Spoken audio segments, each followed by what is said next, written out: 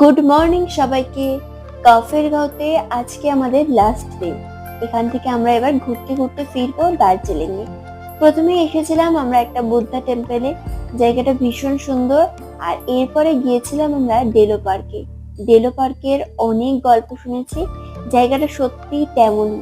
পুরো ডিটেলস বড় ব্লগে অলরেডি আপলোড করা আছে, আমি রিলেটেড ভিডিওতে লিংক দিয়ে দেবো, তোমরা চাইলে অবশ্যই একবার দেখে নিও, ভীষণ ভালো লাগবে। যে সময়গুলো আমরা কাটিয়ে ফেলি সেই সময়গুলো আমরা কখনোই আর ফেরত পাই না, তবে পাওনা হিসেবে আমাদের কাছে থেকে যায় সেই স্মৃতিগুলো। তেমনি এই ট্যুরটা আমাদের কাছে ভীষণ মেমোরেবল, কেননা এই ট্রিপে আমরা প্রথমবার 3জন মিলে ঘুরতে এসেছি।